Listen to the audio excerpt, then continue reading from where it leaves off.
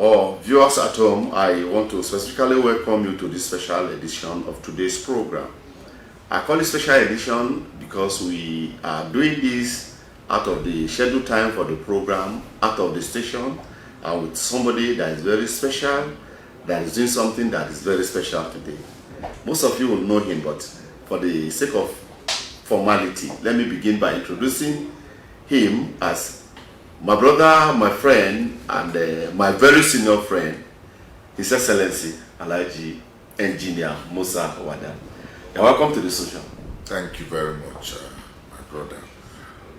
Well done, sir. Thank you. Today is your birthday, and usually in the past 3-4 years, every year, every day that marks your birthday, we come online like this to celebrate you. We're here today once again. Differently, we are speaking English today. Yeah, no problem. Because you have expanded beyond the Musa Wada that we have to ourselves in a small cycle that time. Now you are Musa Wada of the entire Kogi State, a national Musa Wada this time. Tell us about your birthday. How do you feel today? Yeah, well, basically I must tell you I'm happy that God has prolonged my life to see another year. So, and by the grace of God, He has blessed me with abundant health. That alone to me is wealth. So, I have every cause to thank God that since I was born, I don't have any record of hospital attendance. And to me, if God gives you health, He has given you everything. For that alone, I thank God for His mighty love for my person. My ear caught something in the course of your appreciating God Almighty. You said you've never been sick. It means all of your life you've never been seriously sick, admitted maybe. I can't remember, except maybe in secondary school when we had a football match and one heavy shot hit my tummy. And back in the days in primary school, yes, Okay. And I had cause to be taken because there was a blood clot. Okay. That was moved apart from That's that. accident.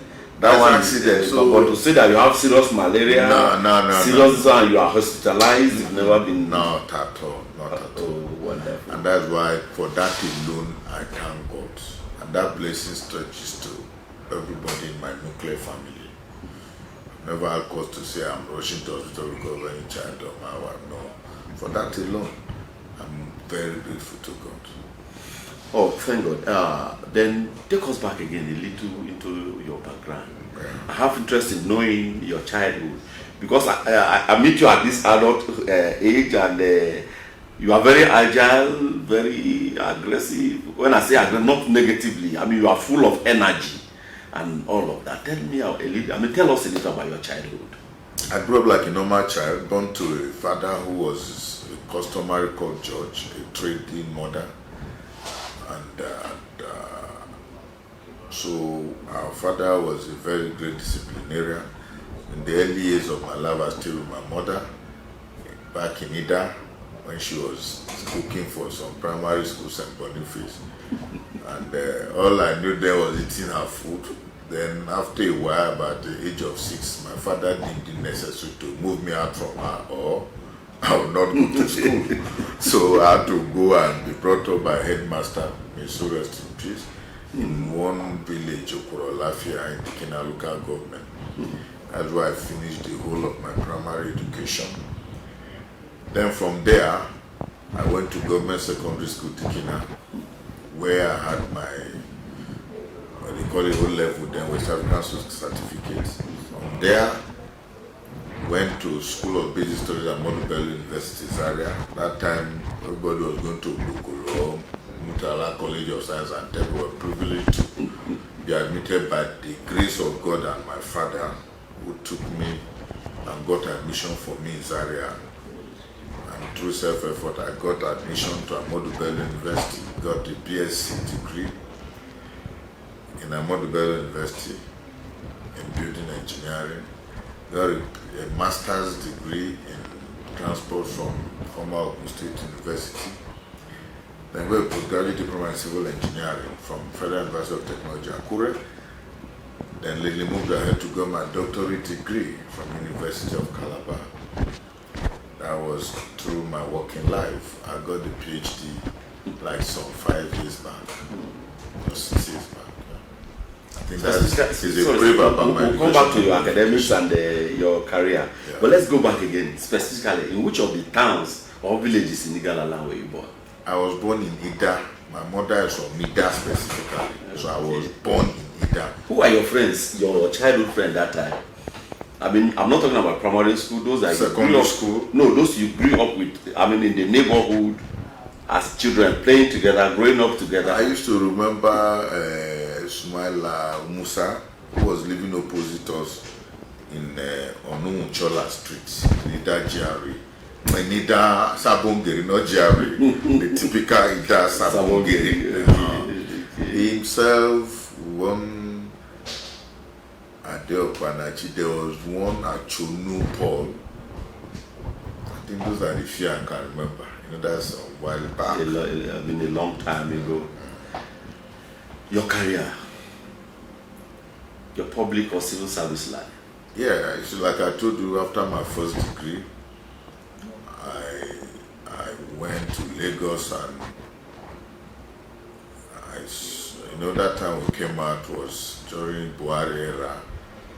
I was lucky. First Buhari era. First Buhari era. I was lucky to, through the help of some friends and the people I know, got employed in Nigerian Ports Authority. And because I wanted a career in that place, I didn't quite jump around to look for another job. So all my careers started and finished in Nigerian Ports Authority. And that is, I left Nigerian Ports Authority in 2019, like 3 years to my leaving service to take part in active politics. That's what made me leave MPA then. Good. In all of your life, from the childhood through secondary school, I mean from primary school through secondary school to the university, civil service life, and all of that until you left public service. Can you remember the happiest day? A day in your life that you were so happy, so excited, you feel heavenly. Yes, you see, back then, when you finish university, there was unemployment everywhere, right? And like 1 year I was doing that, I was just hanging with friends in Lagos, and we were just hopeful that we'll get jobs, we should just be moving around, no Lagos time. Just through one friend, one day we went to see, you won't know him again, he was the Secretary of Finance Administration in Ministry of Aviation. And he asked me a simple question, are you working? I said, I've not got work yet. He said, why? I said, because there's no job. I said, okay, I should come and meet him. One thing to another, he gave me a note to the then Managing Director of Nigerian Ports Authority. They called me Executive Chairman then, the late Brigadier General Haladu. And it was as easy. You see, we should thank God, because from our side in Kogi, you need the grace of God to see people who can assist you like that. And jokingly, when I met him, he gave me a note to the man, Mr. Gani is his name, Secretary of Finance, and then he gave me a note to the Executive Chairman of Nigerian Ports Authority. When I saw the man, I said I should resume work the following day. It was like magic, because there was no job. Buhari had frozen employment. You leave school, you wait. I say, is it like that? They call it temporary appointment then. But if you get it, you know it's just waiting. You're way into the service fully. So I can remember that was my happiest after staying a year plus without work. Oh, just a year? About a year and a half without work. A year and a half towards 2 years. 2 years, yes. So that's actually, I won't forget that day, because you see, when you finish from university, you leave home and you're looking for work, and everything seems to be hopeless, and one destiny helper comes your way by just interaction and say that, what are you doing? And you just simply said you are still looking for work, and the following day he gave you a note to somebody, a executive or MP, and you see yourself going to present to be given temporary appointment. Actually, I won't forget that very day in my life. Yeah. And I remain grateful to God, Mr. Gani, the man I've mentioned who gave me notice is chairman of MPA, that I'll forever be grateful to them in my life. We'll go back again to the other side of it, but before we go there, most men, as a Muslim, I will want to quote the Prophet of Islam.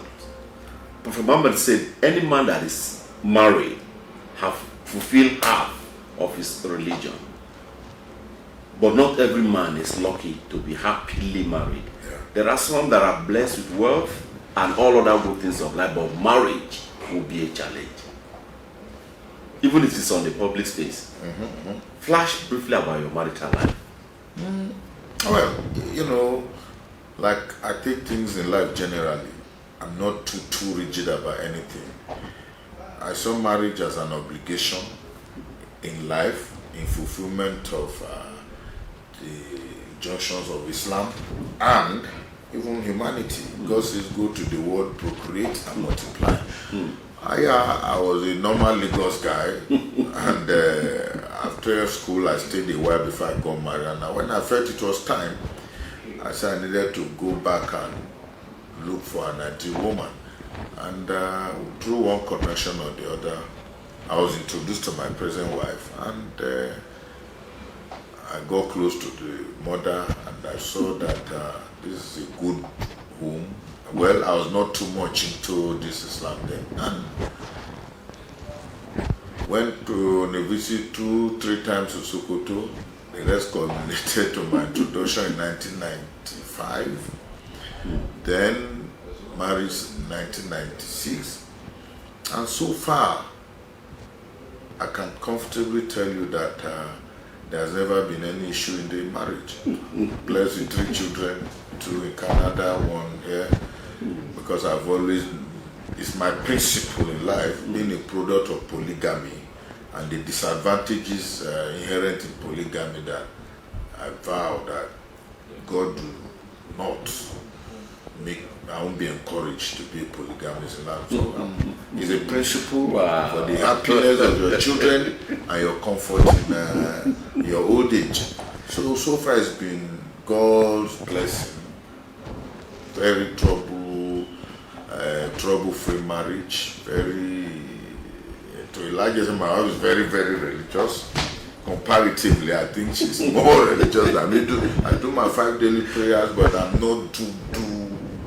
You don't carry it on your head as if... I'm just So conclusively, it means one would be right to say that you are a happily married man. Very, very, very happily married, yeah. Can you recall any time in your life that you have any cause to be angry or to be annoyed? What is the saddest moment of your life?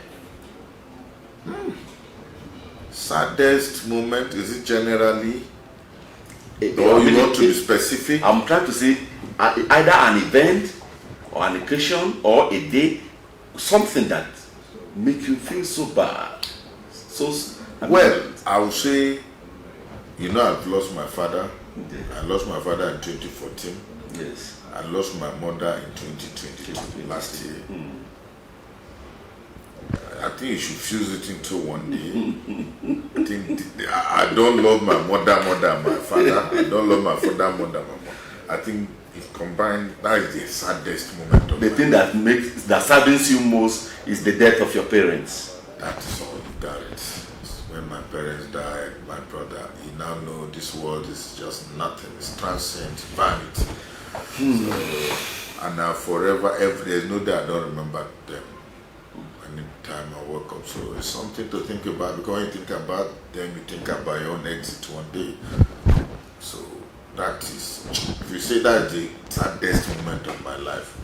Sir, is there anything that you've ever done for somebody or for people or for community that makes you feel so fulfilled? Maybe it's okay, here are you white, I'll do this for him, and you are able to do it. And you feel so fulfilled. I've done several, but which I can't remember. I want you to reflect on a specific one that gives you joy. That I'm able to do this. I feel fulfilled. I feel happy. You keep remembering that you were able to do it. What is that one thing that you've ever done? I think the one I remember was when I was opportuned to get some Kogi boys, specifically Gala boys, into the military,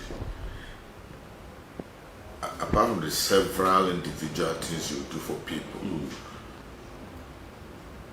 I've been seeing this boy, some set of boys when I go to the mosque and they approach me that they are selling forms in the military. And I say, well, I have some military officers as friends, but I don't know whether they have capacity to do such a thing. And they came to me, and I just called a friend, may his soul rest in peace. It was retired Brigadier General GD. I said, is that what I want? I should forward the names to him. And the regular boys specifically. I mean, one maybe central or I've forgotten. And like joke, they were employed in the military as I think other ranks also. And that gave me that fulfillment, because this country needs to be enrollment into the military is not an easy thing. You go through a lot of checks, and I was so pleased when they came to me and told me they've been employed. Wow. I think that one I won't forget at all. Sir, on a lighter note, you know, even if I sit down here, pray from now till tomorrow that you shouldn't die, one day all of us will pass away. Definitely. And even if the enemy said you should die now, if it's not the will of God, you won't die. But the key point is that one day we'll all be gone. Yeah. What will you want to be remembered for?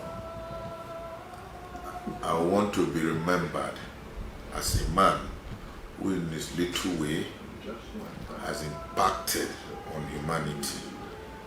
I'm not the type that want to be remembered for offending anybody.